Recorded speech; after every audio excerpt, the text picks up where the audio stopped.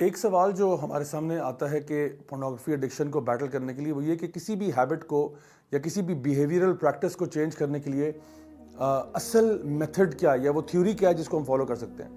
تو دیکھیں، اگر آپ نے کسی بیہیویئر کو چینج کرنا نا تو اس کے پیچھے ایک فارمولا ہے، 3 اسٹیپ فارمولا. سب سے پہلے آپ کو اس کے تھاٹس بدلنے پڑتے ہیں. تھاٹس کو چینج کرنے کے بعد آپ کی فیلنگز چینج ہوتی ہیں اس چیز کے بارے میں، اور جب فیلنگز چینج ہوتی ہیں تو پھر آپ کا بیہیویئر چینج ہوتا ہے.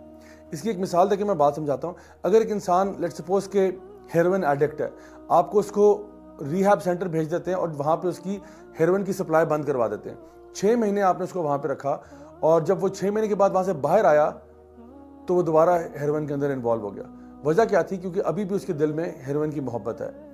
تو کرنا کیا چاہیے تھا؟ کرنا یہ چاہیے تھا کہ اس کو جب آپ نے ریہیب سینٹر بھیجا تو اس کی تھاٹس پہ کام کرنا تھا. بار بار اس کو یہ بتانا تھا کہ یہ تمہارے لیے بری چیز ہے، یہ تمہارے لیے بری چیز ہے، یہ تمہارے لیے بری چیز ہے. اور اس کے نیگیٹو سائیڈ ایفیکٹس بتانے تھے کہ جو لوگ ہیروئن لے رہے ہیں ان کا رزلٹ کیا ہو رہا ہے. اس کو وہ پکچرز دکھائی جائیں، اس کو وہ ویڈیوز دکھائی جائیں، اس کو ان لوگوں سے ملوایا جائے جو کہ ہیروئن ایڈکشن کے اندر انوالو تھے اور ان کے حالات کس طرح سے خراب ہوئے، ان کی فیملیز کس طرح تباہ ہوئیں، ان کا کریئر کس طرح برباد ہوا. تو پھر اس کی تھاٹس چینج ہوتی ہیں اس مسئلے کے بارے میں، اور جب تھاٹس چینج ہوتی ہیں تو پھر اس کے بعد اس کی فیلنگز چینج ہوتی ہیں. Instead of loving heroine he begins to hate it, he begins to detest it. اس کو نفرت ہو جاتی ہے اس چیز سے، کیونکہ اس کو سمجھ آ گئی ہے کہ یہ کتنی بری چیز ہے میرے لیے اور پورے معاشرے کے لیے. اور جب اس کو نفرت اس کے دل میں پیدا ہو جاتی ہے تو اس کا بیہیویئر آٹومیٹکلی چینج ہو جاتا ہے. آٹومیٹکلی وہ ہیروئن لینے کے بجائے اس سے دور رہنا شروع ہو جاتا ہے. تو پورن ایڈکشن کا بھی حال اس سے مختلف نہیں ہے. آپ کو سب سے پہلے اپنے دل میں یہ بات بٹھانی ہوگی by looking at their terms of material. جیسے میں نے آپ کو بتایا کہ آن لائن بہت ساری ریسورسز اویلیبل ہیں جہاں سے آپ دیکھ سکتے ہیں کہ نیگیٹو سائیڈ ایفیکٹس کیا ہیں، جو ڈوپامین کے اعتبار سے، ایکسیس ڈوپامین کے اعتبار سے، سائیکولوجیکل ڈیمیج کے اعتبار سے، ایموشنل ڈیمیج کے اعتبار سے، اسپریچول ڈیمیج کے اعتبار سے جو انسان کو ڈیمیج ہوتی ہے پورنوگرافی ایڈکشن کی وجہ سے. لوگ اس کو بہت لائٹ ٹریٹ کرتے ہیں، لگتا ہے کچھ بھی نہیں ہے، کچھ بھی ایسا نہیں ہے، کچھ نہیں ہوگا. بلیو می، فیملیز تباہ ہو جاتی ہیں. یعنی آپ کا اپنی اسپاؤس کے ساتھ، اپنے بچوں کے ساتھ، اپنے پیرنٹس کے ساتھ ریلیشن شپ سفر کرتا ہے، اور آپ معاشرے سے بھی کٹ آف ہو جاتے ہیں کیونکہ سوشل آئسولیشن بھی ہو جاتی ہے، اٹینشن ڈیفیشنسی بھی ہو جاتی ہے، اور ایون سائیکوٹک بیہیویئر بھی انسان کی پرسنالٹی میں آنا شروع ہوتا ہے.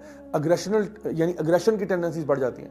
سو جب آپ ریئلائز کریں گے کہ پورنوگرافک ایڈکشن کے نیگیٹو ایفیکٹس کتنے زیادہ ہیں تو آپ کی تھاٹس چینج ہوں گی، اور ان تھاٹس سے انشاءاللہ آپ کی فیلنگس چینج ہوں گی اس چیز کے بارے میں کہ کوئی اچھی چیز نہیں ہے، یہ انتہائی بری چیز ہے.